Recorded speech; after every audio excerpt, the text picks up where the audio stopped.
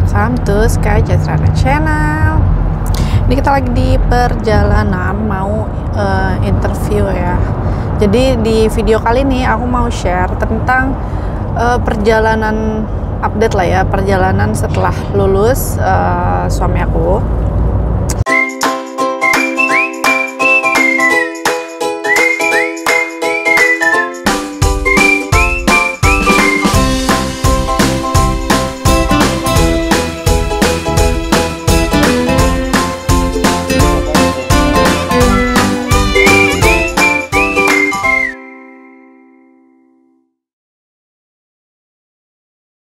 Kampus Messi University, Start Business Analyst. Udah bulan kedua dari lulus, kita masih jadi job seeker, suami maksudnya.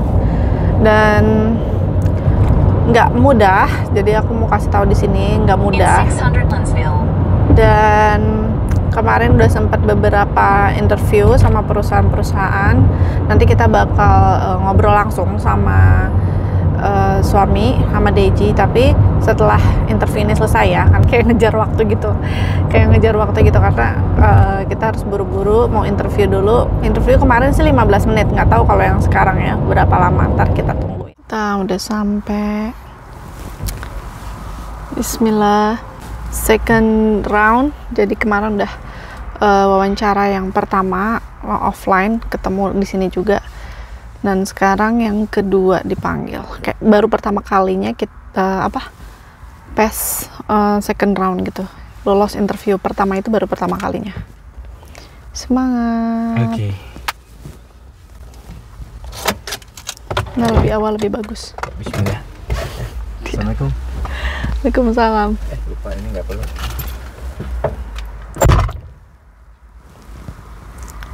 Tada.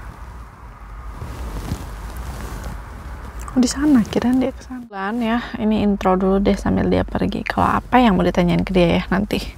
Tiba-tiba pengen bikin konten ini karena lumayan banyak yang ada yang nanya juga di DM kayak gimana suaminya, udah dapat kerja belum gitu ya.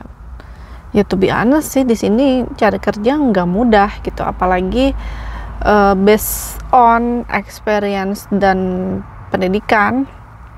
Kayaknya di mana-mana pun susah sekarang, itu udah isu global ya. Jadi kayak di Indonesia juga lagi susah cari kerja, di sini juga tidak mudah.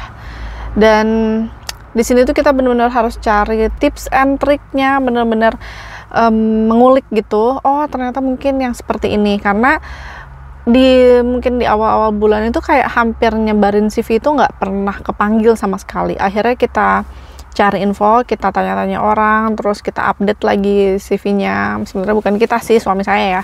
Tapi karena aku ngelihat perjalanannya, jadi aku merasa mengikuti gitu. Jadi tanya-tanya orang yang udah kerja di sini, orang Indonesia yang udah kerja di sini. Kan ada juga tuh teman-teman Indonesia yang juga sudah menjadi perekrut gitu di sininya. Kalau cari kerja, dia juga sendiri bilang, aduh saya juga bingung kalau saya open rekrutmen itu mau milih yang mana karena yang lamar itu ribuan gitu. Baru juga kemarin itu suami juga ada email, kalau di sini kan kalau nggak lolos atau nggak diterima itu di email, kalau ditolak maaf ya nggak diterima gitu katanya, karena perekrutnya itu jumlahnya ada sekian gitu, ada puluhan ribu, ada ribuan, pokoknya bisa sampai puluhan ribu orang yang apply. Saking banyaknya mereka tuh bingung itu harus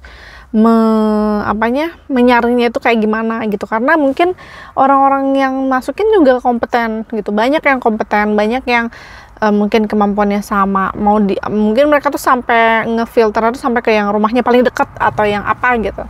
Jadi mungkin atau ada yang ngefilternya itu dengan akhirnya dipilih yang residen atau yang apa gitu. Jadi kayak ya bener-bener kita udah pasrah sama Allah aja, kita usaha dan kita usaha maksimal, sisanya itu kan Allah yang bergerak ya. Kita udah masukin CV dan ini adalah perusahaan pertama yang kita lolos wawancara awal. Baru kali ini bener-bener tatap muka, ketemu langsung, dan suami itu katanya merasa nyaman wawancaranya, merasa bisa, merasa lancar. Alhamdulillahnya lolos. Dan yang sekarang ini kayak yang keduanya wawancara sama managing directornya. Habis ini juga sebenarnya ada interview lagi. Jadi setelah merubah CV format setelah suami itu bertanya-tanya mencari tahu gimana CV yang cocok buat di-upload di sini atau di-update di sini, setelah itu baru dia kebuka banyak beberapa orang tuh panggil interview itu. Dan anehnya itu lebih sering kepanggilnya itu ke perusahaan yang cukup besar, tapi yang perusahaan yang mungkin lokal sini yang nggak banyak yang manggil gitu, entah mungkin mereka punya preferensi sendiri ya, mungkin memilih yang resident apa yang gimana, tapi kebanyakan yang manggil itu ini adalah perusahaan internasional ya, multinasionalnya New Zealand gitu. Jadi kayak ya cabangnya dari yang dia punya cabang di beberapa negara, terus dia buka di sini juga. Nanti setelah wawancara kita tanya lagi ya, kita ngobrol lagi. Gimana interviewnya? Ya pasrahin aja, yang penting udah dijalanin, tinggal pasrahin aja, nanti nunggu hasilnya apakah lanjut atau enggak. Yang penting sudah punya pengalaman ya. Tadi kan aku dicerita kalau apa sih namanya, kita itu awalnya kan CV biasa, CV gitu, kita tadinya sebarin CV kan. Nanti kan kita sebarin CV, tadinya kan nggak ada panggilan-panggilan gitu ya. Terus merubah CV, setelah merubah CV baru ada beberapa panggilan interview. Itu CV-nya tuh dirubah jadi kayak gimana? Ya, CV di sini tuh beda sama CV di Indonesia ya. Jadi di sini nggak boleh ada foto, nggak boleh ada gender, nggak boleh ada umur, agama. Jadi semuanya itu dibatasin. Kemudian juga di sini harus to the point, skill-skill yang memang related sama job desk-nya. Karena kadang-kadang kalau yang nggak relate itu kebentur di sistem. Kadang sistem udah langsung ngebaca pakai AI, jadi langsung udah ke reject otomatis gitu. Kemudian juga usahakan untuk memasukkan achievement gitu. Kemudian pastikan juga kayak gap-gap bekerja dan lain-lain itu bisa kejelasin gitu, karena apa dan lain-lain. Kemudian reference kemarin yang awalnya ditulis juga jadi available on request. Kemudian summarize-nya juga di awal, untuk summarize tentang personality kita juga dibikin cukup bukan simple ya, mungkin antara simple tapi compact gitu ya. Jadi jangan terlalu panjang tapi juga jangan terlalu sederhana, sesuaikan sama experience sama academic background kita juga ya gitu. Kemudian di sini sih sebenarnya certification sangat penting juga ya, minimal untuk proses apply menuju interview, karena kadang jadi membuka juga peluang gitu untuk dipanggil gitu. Ya mungkin itu sih kalau CV. Jadi kemarin tuh kerasanya itu pas ganti reference-nya dihapus atau pas apa ya, jadi ada panggilan itu? Enggak, itu ngerubah secara struktur semuanya dirubah ya. Kebetulan banyak teman yang senior-senior di sini bantu review CV. Bahkan mereka buatkan draft gitu, sehingga secara struktur, template semuanya kemarin dirubah. Ya alhamdulillah 3 kali perubahan, sepertinya sih yang sekarang udah cukup ya untuk bisa dijadiin sebagai final template gitu untuk CV gitu. Kemudian juga harus disesuaikan ya, karena saya memang masuk di 2 bidang, di bidang analitik dan juga supply chain, maka CV-nya berbeda. Ya. Pada saat CV-nya itu relate sama project kayak misalkan IT atau analitik, maka harus ada portofolio yang dimasukin gitu, portofolio projectnya apa aja dan lain-lain. Tapi kalau misalkan untuk yang supply chain, saya sih masukin cuma di achievement aja ya gitu. Jadi waktu pas kerja di mana, achievementnya apa gitu. Tapi portofolio projectnya nggak dimasukin, karena kondisinya kan kalau bidang supply chain mungkin ada portofolio yang bisa masukin, cuman saya nggak saya masukin sih gitu. Dianggap itu sebagai rutinitas pekerjaan lah gitu. Ya mungkin itu sih gitu. Jadi kemarin tuh sempat nyebarin kok kayak nggak ada panggilan sama sekali nih, bohong nih, pelowongan gitu. Ternyata yang mungkin nggak ke detect gitu ya sama AI-nya, sama orang yang pakai penyaringan otomatis. Setelah ganti format CV jadi kesaring dan jadi alhamdulillah dapat beberapa panggilan. Kemarin tuh interview sempat yang Zoom video call ya, yang langsung video call.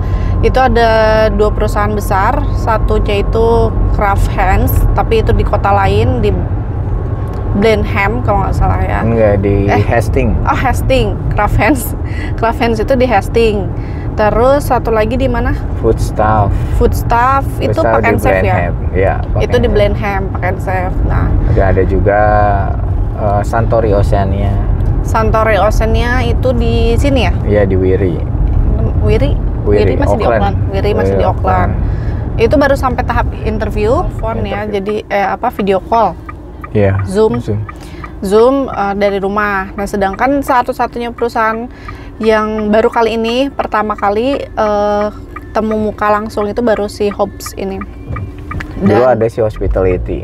Oh, Hospitality sempat apply buat front office ya, front office. Ya, itulah. Ya customer service yang depan itu loh. Duh, namanya kok jadi lupa. Nah, yang via telepon apa aja? Via telepon itu ada 2 Degrees, ada banyaknya dari recruitment agency sih. Kalau recruitment agency itu biasanya mereka tidak menyebutkan perusahaannya langsung karena mereka itu kan sebagai headhunter ya. Jadi mereka membantu perusahaan-perusahaan, khususnya di sini tuh banyak yang nggak punya, di sini banyak perusahaan tuh nggak punya HR ataupun talent and culture tuh nggak ada. Jadi kondisinya mereka menggunakan recruitment agency sebagai headhunter. Jadi buat teman-teman yang memang mau cari kerja, sebenarnya bisa koordinasi sama ataupun bisa coba konsultansi sama itu ya recruitment agency, baik untuk pekerjaan casual kayak side kicker ataupun juga TRN banyak, ataupun juga untuk temporary banyak banget recruitment agency ya, temporary sama yang permanen tuh banyak gitu. Jadi manfaatkan recruitment agency sebagai wadah untuk mencari peluang kerja sih sebenarnya gitu. Tapi memang harus pintar-pintar tuh tadi untuk coba bikin CV ya. Kadang juga recruitment agency banyak juga nolak gitu banyak nolak karena memang dianggap memang kita nggak sesuai ya dengan portofolionya mereka ya, dengan kebutuhannya mereka.